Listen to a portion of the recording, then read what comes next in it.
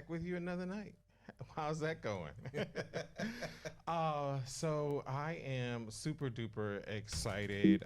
Like I told you guys last night, that I am going live again tonight, um, to for another talk, and I am joined by a good friend of mine, Key, uh, who is really bold to come on tonight and take time away from his already busy schedule of being a nurse. So I'm going to give him a hand clap. Thank you, Key, for coming out. So he can't hear, but he thinks he can hear. So I'm gonna bring up Key, right? His lower third, right? So Key's on tonight because one of the things is common is that we're all going to lose something. We're always going to lose somebody important in our life. So one of the things that's promised to us is if you're living, you're going to die. Exactly. And we can never really know when that time is going to come, but we know it's going to come. And even the strong of us who have been through things, whether you be a therapist, whether you be a caregiver, or even if you have a loved one that was sick before, you're never really quite ready. Right. You're never really quite ready. But you try to make the best of it. And sometimes, like we just said, you don't know when that's going to come or when That's that's true. going to happen. And sometimes it's in one of the most challenging parts of your life. And for those, so just to kind of be like transparent and keep it 100, Keith is a friend of mine. I know him personally before tonight. So, that's why I kind of know his story. So I just want to be, disclosure. It's important. He experienced the loss of his father during his nursing school career, and well, he's currently in nursing school. Yes. And for those of you who are privy to, like, just being an already challenging time, it was already a challenging time in his life. So to talk about it at this point is still pretty brave and pretty bold. So thank Thank you. you, Keith Kai, aka Kai, for coming on tonight to talk about it. So Kai, introduce yourself. Okay, so he pretty much gave me a great introduction. Yes, I'm a nursing student here in Georgia. I will hopefully get this BSN in May 2021. Mm-hmm. Um, it has been a challenging situation. What I experienced last fall. Uh, it takes it takes a lot from you. It does take the win from you, but you have to keep going. And you're gonna have your up and down days. You're gonna have those days where you just feel like man, and your emotions may not be there, or your emotions may be running high, but you got to somewhat conceal it because as a nurse or a nursing student, you're not allowed to have bad days for patients. You're not allowed to have a bad day as a nursing student because you have a test. You have to keep moving, and that's Mm-hmm. pretty much it. I do have a podcast, and I will talk Right. about it on my podcast at some point, but I want to talk about it here first because I am with a psychologist for free. Well, Cure you know, me. well, one of the great things that you brought up. So, I mean, I, as African American men of color, we are, like African American nurses already represent only 9.9% of 4.6 million registered nurses Right. in the United States. And so you take that 9.9% and you look at the number of men to female nurses of African American descent. You're looking about maybe 3% of Right. that are men. So we already have like all of this uphill to climb, and it can be pretty lonely because I don't know about you, but in my nursing class, I think it was one other African American male. And Uh, so it can feel lonely already to be in that particular situation. How many uh, nurse students of color are in your class? of color.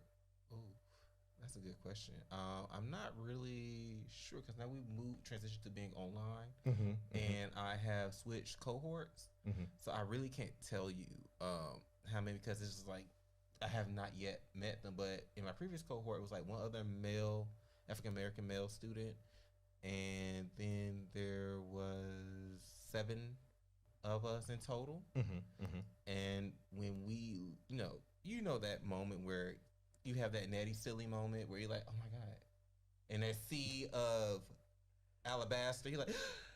And you go running across the field. Hey, brother. Hey. Hey. You and me shall never part. Right, exactly. But then you think about like, oh, we can't do that here. Oh, shit, I can get in this. Why can't which is a whole other thing right, we're going to talk about. You can't do that because you like, it makes you look a certain type of way. Because then it gives, it makes you look like, can't socialize. And so you have to be like, we'll talk offline. Right. So I pointed that out because it already can be lonely. It can already feel lonely. And then on top of that, at one of the most challenging times in your life, because you were educated before. Yes, you 5 taught years. you taught high school students for 5 years at sciences. Yes. You recognized that nursing was your calling, and you said, hey, I'm going to throw caution to the wind and entered an accelerated nursing program. So you're already considered the non-traditional student. Right. Basically, you're in a non-traditional program, which is already so much pressure. I think a lot of the students who are in the accelerated nursing program go 5 days a week because you're trying to get 2 years done in 1 year. Yes, like you have classes probably like 3 days, and then you have clinicals, and because of COVID, I guess we'll talk about it later, but COVID has really did a number. So Okay. it's more of those things like where we may have more classes this semester or less classes this semester, and it's Right. I'm waiting to hear back about clinicals, and Right. so yeah. So you're already under such great deal of stress, and then on top of this, your father passes. Yes. So November 30th, my father passed away after I'd say like around 6 months battle with liver cancer, but he had it for like years. So he started going downhill as soon as I got into that nursing program, and like every time I had a test, I needed to drive him to the hospital or something like that, and address whatever issues, and then like I spent. Oh, I spent a word. I need to take that back. So at a certain point, I was in the hospital for a whole month. And like I was telling my professors, like, hey, I need to let you know this is going on. They're like, okay, but you still have to take my test. And it was like, they understood. They were trying to be caring, but there was still a situation where, tasks still had to be performed, and I still need to perform myself. So I was sleeping in the hospital, studying, doing whatever else for a whole month. And he passed away November 30th. And that was the week before finals. So I had to send that. That was a painful, that was a painful email to send like 30 minutes afterwards. Right. So when they coded him, I had like a good 15 minutes of crying, a good 15 minutes of letting my close friends and frat brothers know and my son brothers know that, my father passed away. And then that's when I sent the email to school, like, I cannot do my finals this week, but can you make, extra out time for me at another point where I can do my finals and keep it going. And like I did not know how, because I'm very still, I did not know how it would actually affect me. But it took months. I was, oh my God, months of just mopey, like internal mopey, and had to wake up, put a smiley face, and go. Right. One of the things you just brought up is like just wake up with a smiley face and just go. I mean I applaud you for just waking up with a smiley face and saying just go. You know what I'm saying?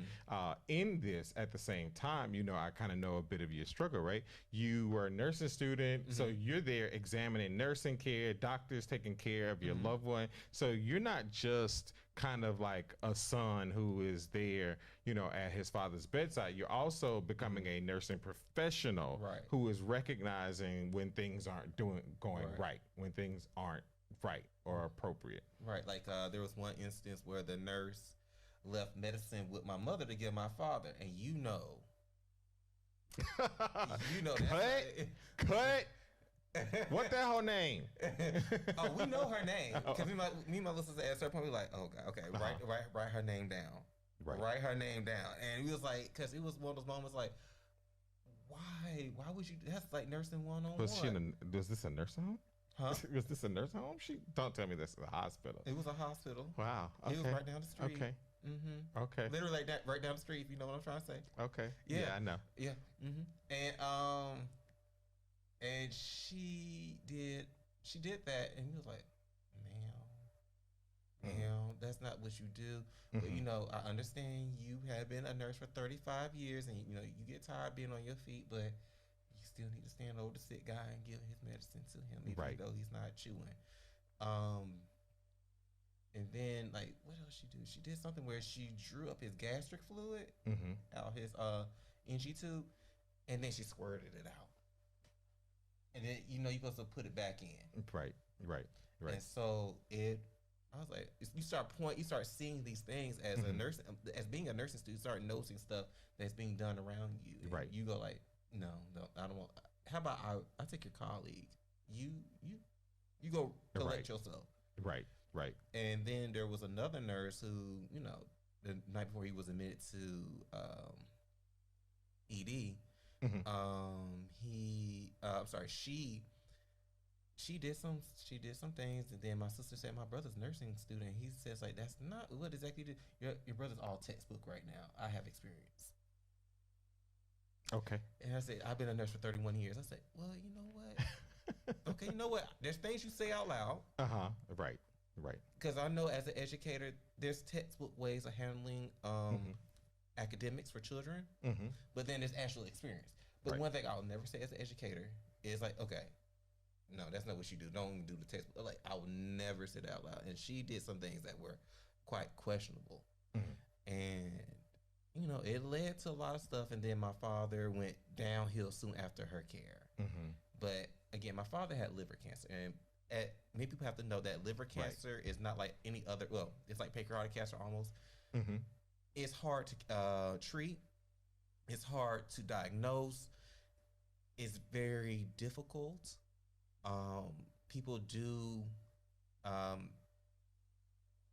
People who have these certain type of cancers will eventually die.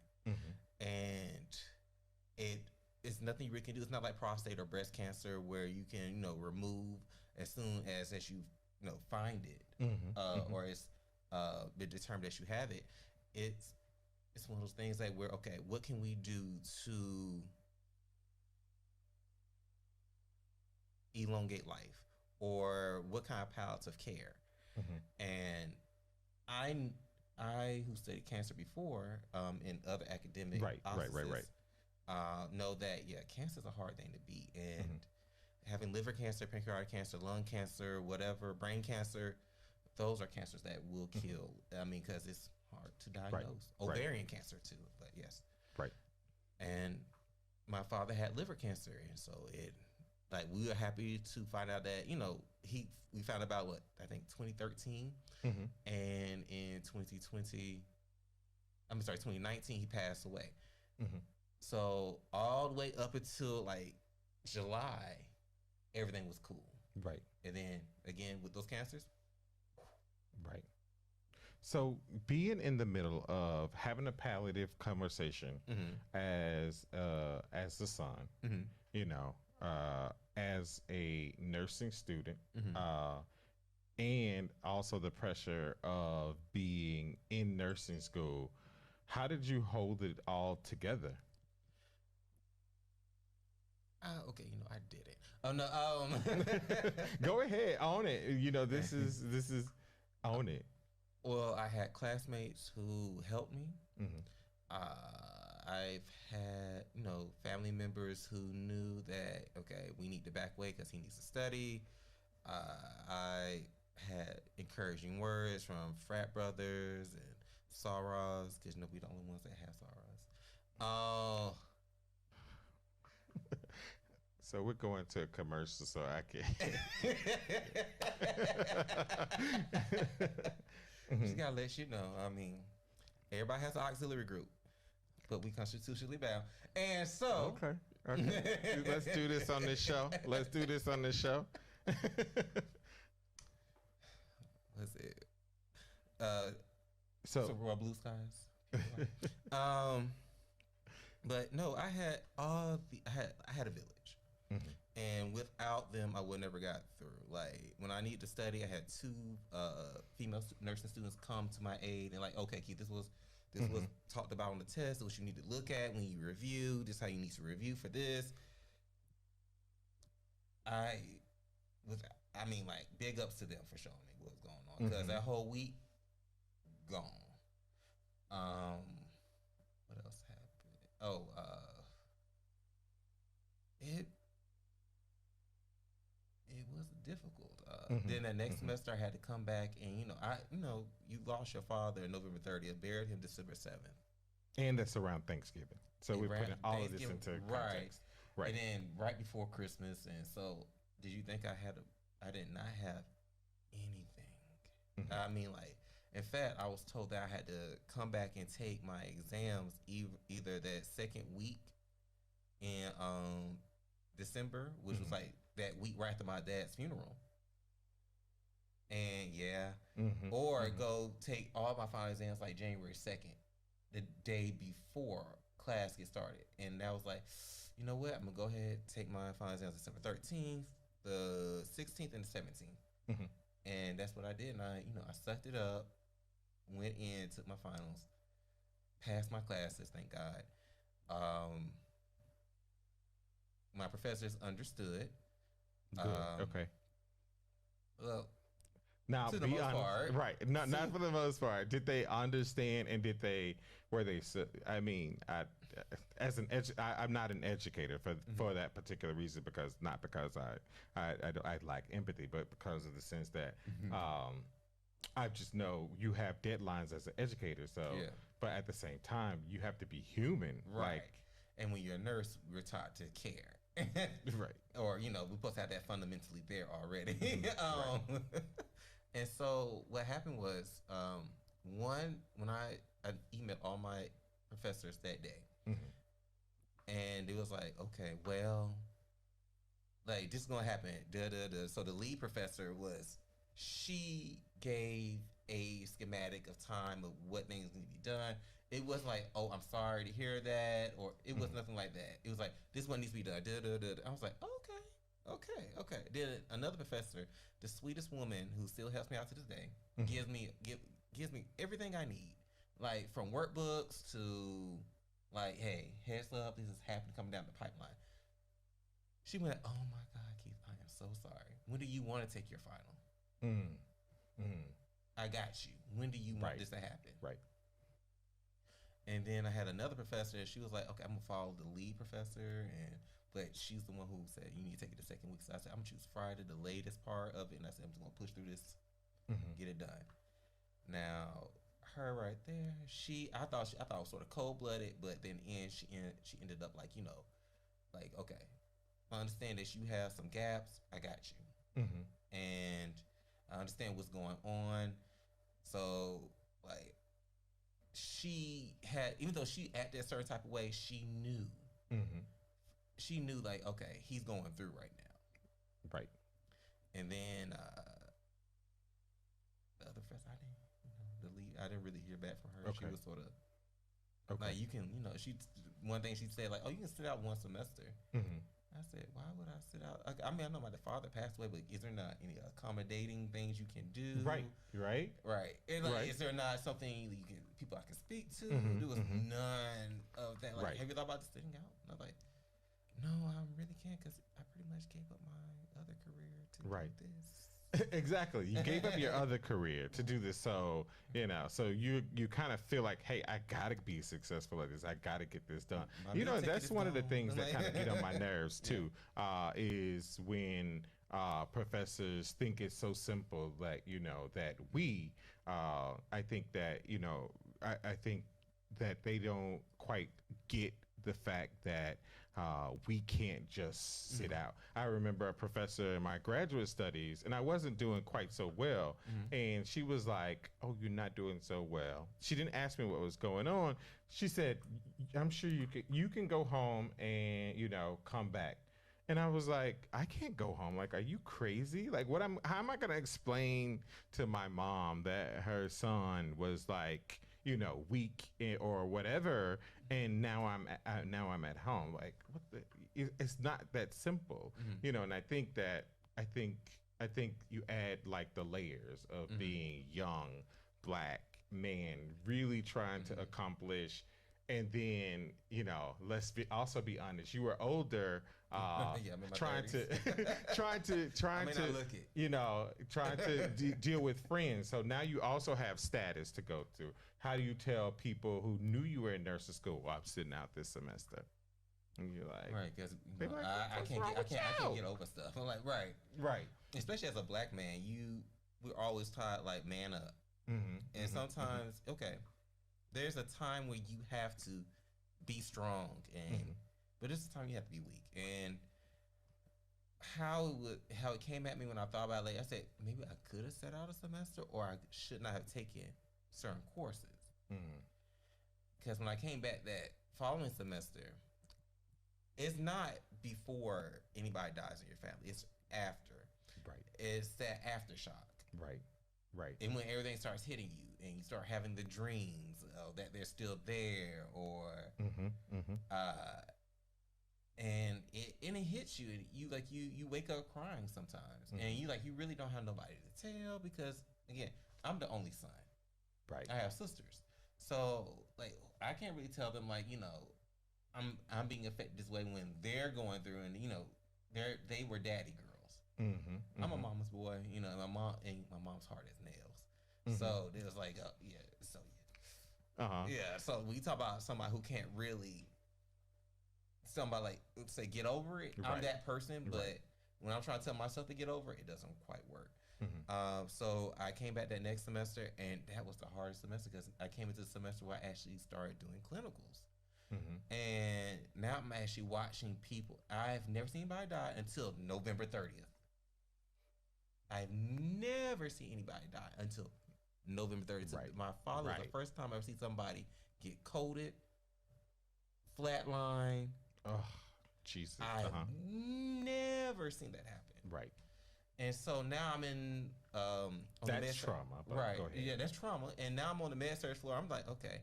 And my clinical instructor is looking at me like, what's wrong with him? Like, why does he go blank? And like, I was like, I'm still processing. And so, and I explained it to her. She was like, well, you got to get over that. And again, nurses and nursing students are expected to maneuver and get past certain things. Right. But you have to realize you're human. Right. And I was being human at that point, and I have been human in a very long time. Right. And so I had to be, keep doing this. Don't you break my mic. You know how much that costs? I'm a nursing student. Liz Sally May pay. No, it was right. It got me. It got me. So it was a hard semester. Right. And I didn't get the grades I wanted. And so this semester I decided to take it light and recuperate. And I mean gardening. Right. Talking with friends. Seeking psychological help. It has been it's been a great summer. Right. And now I'm ready to get back to it. And I'm like, so we got a couple of comments, by the way. Derek Vaughn says, I couldn't imagine having the restraint of seeing things being done incorrectly to my parent. He hate that you experienced that. Thank you, Derek. Brandon Scott says, what are the signs that one should look for before things get critical regarding family care? Okay.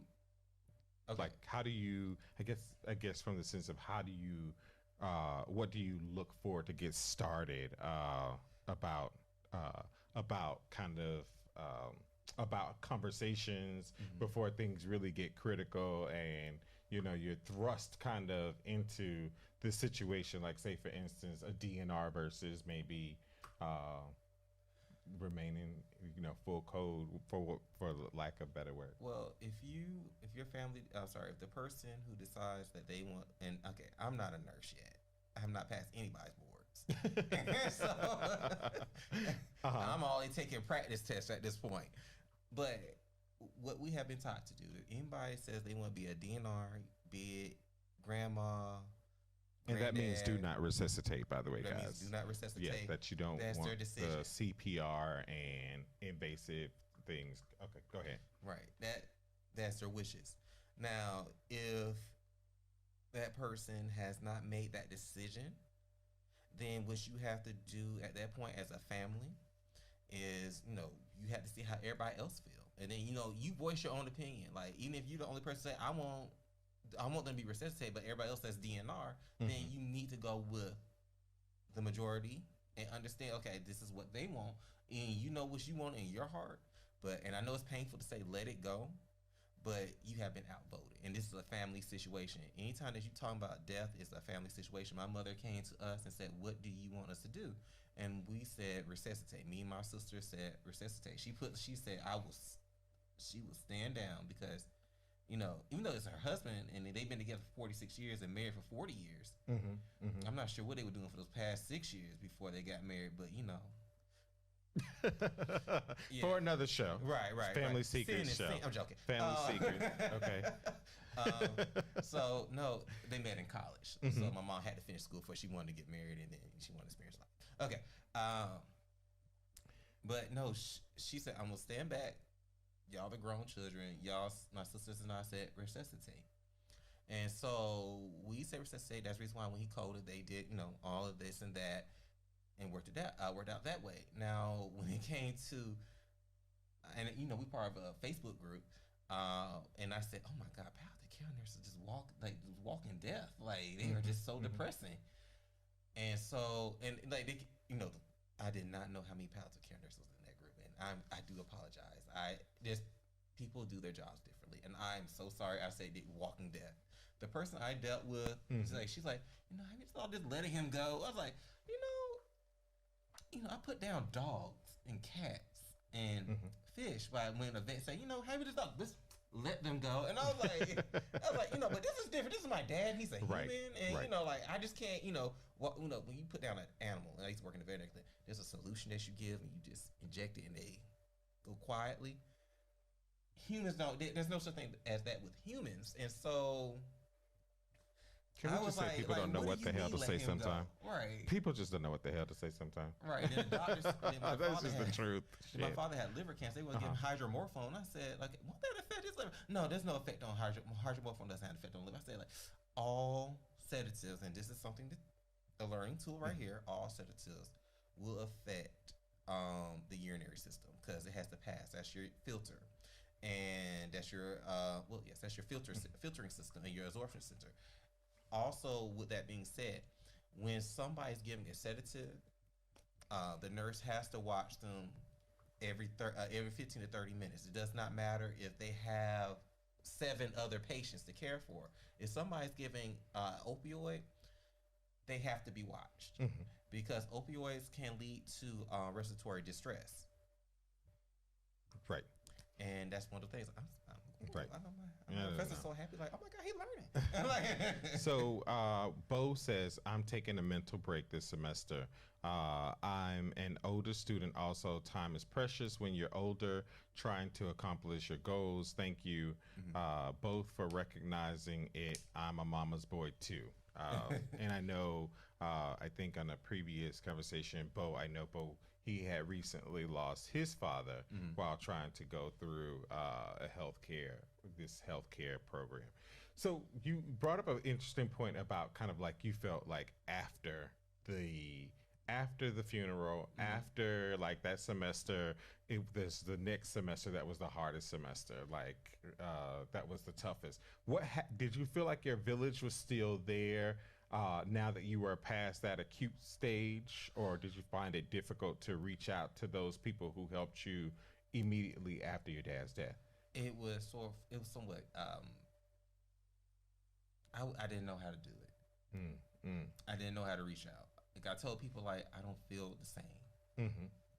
I said I feel tired. I feel mopey at points. I didn't know like it was depression, Mm-hmm. and like I just wasn't performing. I didn't want to study. I didn't want to do anything. The semester before, I was just trying to study, find time to study. But this time around, I didn't want to do it. It was Right. one of those moments where I was just tired all the time, and people like, is he lazy? Is he got something going on? I'm like, no, just Mm-hmm. I couldn't. I wasn't sure if I could function, and then I had some difficulties, and I told you about one of my difficulties was a person, Mm-hmm. Mm-hmm. and I had to call yesterday like, I'm not sure how I feel about my such and such instructor. And so I was like, Right. Right. and you were like this, and I told you what she said to me. He was like, oh, Keith, oh, she said what?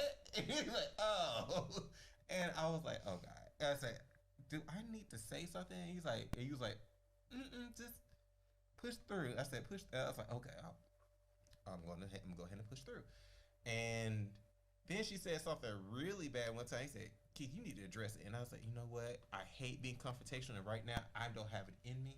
Then Oh, this is that conversation that we had. Yes. Oh, I remember. and, Okay. Okay. I went Right. like, okay, you know what?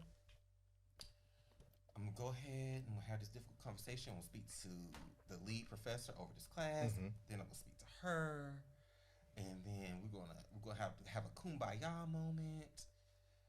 Cause right now I'm not in the mental space for me Mm-hmm. to take somebody's snide, phobic, whatever, however it comes Mm-hmm. off, like comments. I'm not there. Right. And so COVID hits, and I didn't have to have that conversation. Mm. And then I was like, oh, you know how sometimes God will do something Mm-hmm. because He knows that you gonna show out in the meeting. Because you'll like that moment, Right. like Right. that moment has been coming, like like you've been waiting like to cuss Right. somebody out, and you don't care if And we uh, already had this conversation at the beginning that you can't be that angry black man. right, The last thing you Right. want to be in a room of women Right. is that angry black man, A because room now of- everybody feels unsafe. right, a room of natural And blondes. You get what I'm don't trying be to that say. emotional Right. black man, Right. because now everybody feels unsafe. Right. Because I can get loud, and that's my father gave me the patience. My mother has given me loud and angry at the end of that patience. So he gave me this long miles of just patience. My Mhm. mother has given me that explosion, Mm-hmm. because her explosion comes like that. Right. And Good. so it was that week, and I gave you that phone call. I said, explosion. I need to have that explosion with this person, because she had said something just totally sideways to me, I remember. and Right. you were like, ooh, ooh, ooh. Just like, does she have what degree she have? I said, yeah, she has a master's. Right. Like, Right. You was like, she has a graduate degree, and I She was has a like, graduate degree. she sounds like an idiot. She's an older one, Mhm. and like, you sure? I said, yeah, she's up there. And But I think that is worse that she's a nurse. This is what makes this like, I think makes this like not really, people are like so surprised like that nurses are this way. Like Valerie says, it's very, very interesting how nurses are expected to just move past the terrible things we see. Right. This past weekend, I heard two separate mothers scream for their sons that they had lost, and it's hard to move past that. Yes, I miss working with you, by the way, Valerie. well, no, it's very difficult to move past, and one has to. Let me ask you this, Mhm. because this is always the thing that I find interesting. Mhm. Did you, when you were struggling in undergrad, because things came up in undergrad, Mhm. like not like in this way, Mhm. but did you ever feel such a sense of insensitivity from professors or? I went to all male school. You tell me. Man up. Okay. Like, Okay. right. We like. I went to an all boys school for undergrad, and always taught like you need to suck it up. Mm-hmm. Now we did have the older uh, black female teachers who like, baby, what's wrong? And I said, you know what I mean? Right. Right. And it was and you like, oh my God, Dr. French, thank you. It's Right. You just start crying. Right. You start bawling. You start bawling. All the bawling. Like, and you already Right. got an A in her class. She's like, you know Right. what? Do you need to take, like, you're doing okay, but I didn't know you were going through all this. And so, um, it's like, but when when you in an environment full of just men, and it's not because the culture is built that way at that particular university or college. It's just what it is for men. Like you get between me and you. I said I'm not gonna be the first one to cry. I'm gonna watch him cry before I cry. Then I'm gonna give it like 30 minutes out before I cry because I need to be the bigger man on the situation. And that's just how we've been built culturally. So it was not the environment there. It's just like it's just us. Like I will man up. You're not gonna make me cry. You're not gonna see me break. And like shoot, I can feel everything that semester. I still ain't gonna cry. You're gonna see me cry at 12 a.m. by myself, like just eating cookies and stuff. But no, we're not here, not opening lecture. And so it was when I went through undergrad, like for me, I said, you know what? Whatever I'm going through, I need to fix. And I carried that on through all my academic experiences. And when this happened, this is a different kind of it was different. It was weird. It was way different. What's different? When you experience the death of a parent, like it's just like that's not something like, you know what, suck it up, right, and move on. Like you just can't. I can't even fathom even telling anybody to do that. Like I as an educator experienced death among my students when this young lady's father passed away, and I went like, okay, so I'm gonna let you know this whole semester is shot for you. And I mean, like, I know this is gonna sound unprofessional. I told her like, this whole semester is shot for you. I already know that you're going through. This is before my father passed, but I was like, this semester shot for you. So if you need to excuse yourself, you can get up, walk down to your favorite teacher, because I already know I'm not your favorite teacher. I'm the physics teacher, so nobody likes me. Nobody likes the physics teacher. But I say, just go where you need to go to find peace. Everything is online for you. If you need to reach out to me, you have like Remind 101. You have Google Classroom. Ask me. Your mother can give me a call to help you get your work done. Get yourself situated, because I can only imagine what it was like to lose a parent. Now that I have lost a parent, I sort of wish I had that kind of empathy shown toward me. But at the same token, I'm a grown ass man, so that's a whole different kind of ball game. You're a grown ass man. That shouldn't be. And I think that's the suckiest part about this is that we tell ourselves I'm a grown ass man. And I think that there is no more weaker time that people can feel more lost is when they lose a parent. So we're gonna move on to because we don't have much more time. We don't have a lot more time going. So you do a podcast. Yes. So talk about your podcast. What made you move from that? Because it's still not even a year. And to now kind of go into this area of work, you actually have to be a little bit reflective and emotionally ready for guests and stuff like that. Talk to us about that, and I'm going to bring up your podcast on the screen. Go ahead. Okay, so my podcast is supposed to be just a journal of who I am as a person, or to show people, like, keep this cool.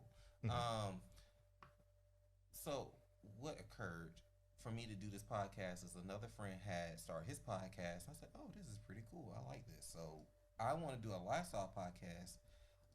Unlike his podcast, was pretty much like, what's going on in pop culture. And so it started out with me just talking about gardening, weight loss.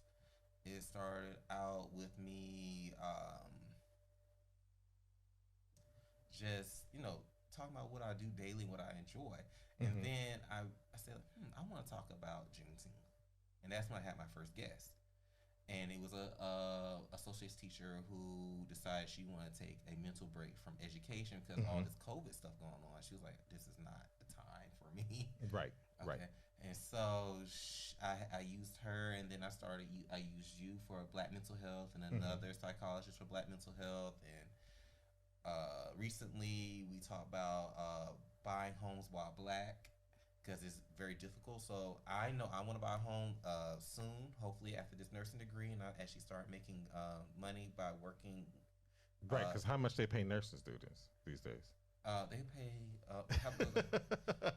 So, also with that being said, you can also tour my OnlyFans page. Don't be promoting your OnlyFans page. Everybody, this is a family show. It's called Caramel Huskies, and no joking. And so, well, really, I did think about the OnlyFans though, but like the body wasn't ready, and I have skin issues right now Mhm. because nursing school is very stressful. So you Right. like, all over the face, and Right. So now, during the course of like your podcast, how has that helped you process? Like, have you felt that that's helped you process dealing with the laws, transitioning into, kind of hopefully the last few semesters of your nursing career, or have you found it as a way of keeping your attention from having to process that?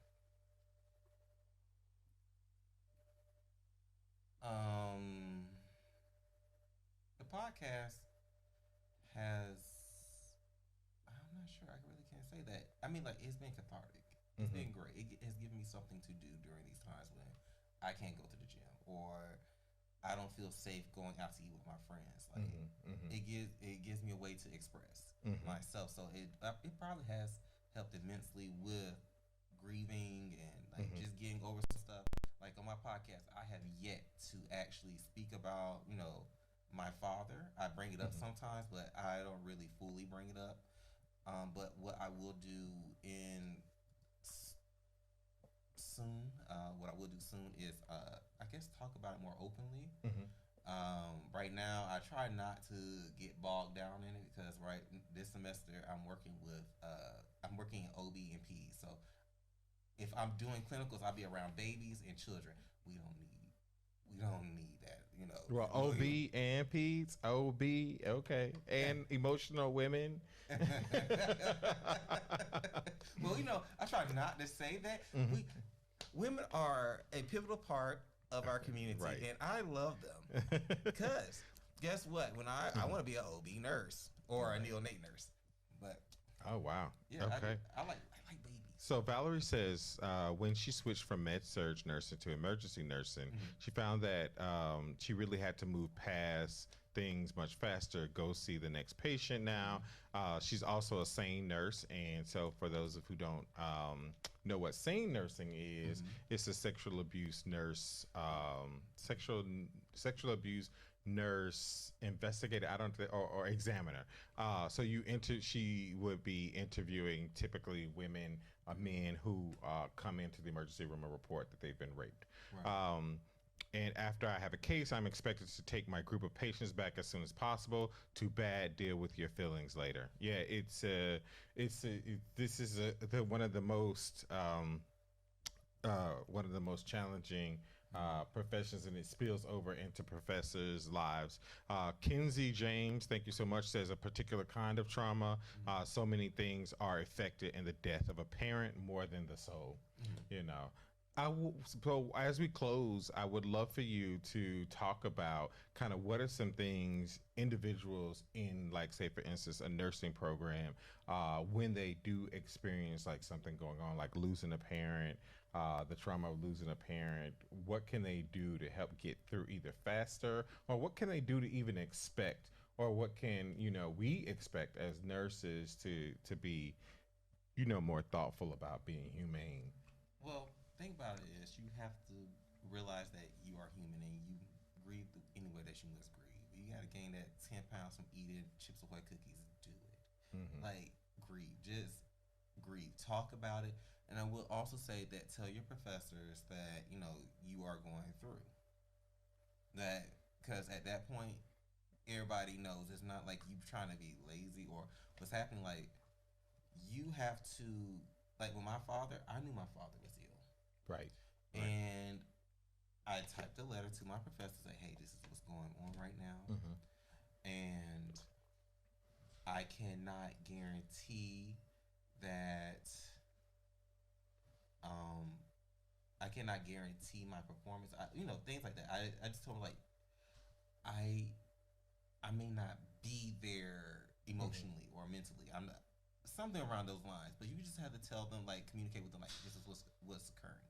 Mm-hmm. And then when somebody does pass, let them know. Do not Mm-hmm. Uh, sure, go ahead. Mm-hmm. like uh, let them know what is happening.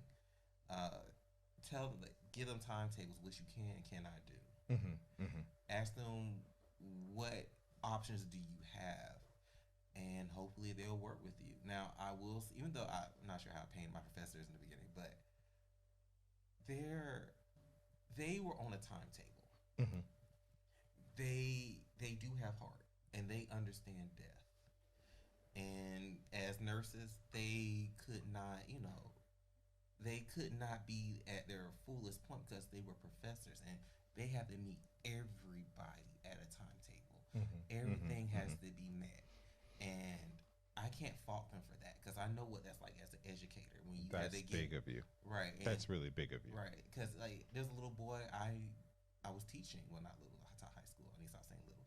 There's a young man that I was Right. teaching, and like he was going through all these health issues, and I had to speak to. I was like, "Yo, I just need this, and this. That's all I need from you, and I'll work it out from there for you. But if you could just get this for me." And I know I sounded pushy probably to Mm-hmm. him and his parent, but I was like, I was on a timetable myself, Mm-hmm. and it took me a minute to go back. I said, "Oh my God, they're so mean," and Right. like, no, they weren't mean. They were doing their job. Their job is not only encompasses me, Yeah. it encompasses others, and Right. I can't hold Right. other people back Right. because them releasing a grade is like it depends on everybody having their grades in, and I couldn't Mm-hmm. do that. All right. So So, I mean, what else to help people like move through this process is that you found really incredibly useful to be successful? build a village. If you don't have a village, build one. Mm-hmm. Like you know your friends, you know who your friends are and who your true friends are. You are grown at this point, and like I reached out to two ministers within my fraternity. Mm-hmm. The one that has constantly bounced sores, and so I reached out to them, and they went and they prayed with me, and Mm-hmm. they talked to me about death and spirituality, and they helped me get through. Mm-hmm. I had friends that came back into my life and showed up to the funeral, Mm-hmm. and I'm talking about we had a huge falling out. They came to the funeral and we rebuilt those bonds, and they talked, and we gardened together, and we went shopping and Mm-hmm. everything like that. You have to. I'm not saying not address it, but you have to be able to work within it and find Mm-hmm. the good during this time and find the relaxing. Because as soon as you make this more palatable, like my dad's no longer here with me, Mm-hmm. the hurt somewhat dissipates, but it only dissipates with me knowing that I need to live my life and I need to Mm-hmm. find something like a hobby or get involved in something. And hell, I mean, nursing classes will make you forget anything when you have to study for a test. This is Because I pure mean, pain as in I and have of a itself. full Shit. biology Uh, degree, and I'm like, I've never seen so many gray area questions in my life. right, right. Like, Oh, well, that's our time. I try to stick to 45 minutes, so we're a little bit over that time. Key, thank you so much for coming in and oh, thank you. spending time. Yeah, I mean, so what I always typically recommend for patients is one, sometimes you do have to compartmentalize. That's not ideal, but it is just sometimes the way that we have to do in order to get through. I don't know what it's like to lose a parent, thank God, knock on wood, I have both my mom and my dad still here with me. But I can just recognize from years of teaching people and helping people through this grieving process is to learn to compartmentalize. Just like Key said, learn to build a village. Building a village of people who come around you and support you that you could be honest with and say, you know what, today I'm not okay. And that's, I think, one thing that I have found that we do a lot of now better, especially in our group, is to say, I'm not okay and check in with each other because we're realizing that, we're seeing still too many of us like committing suicide. And that's a really unfortunate end to all of this. So, and you can also call a psychologist. My number is 347-502-0965. You can go online to www.thenursedoc.com and you can get yourself a therapist. All right.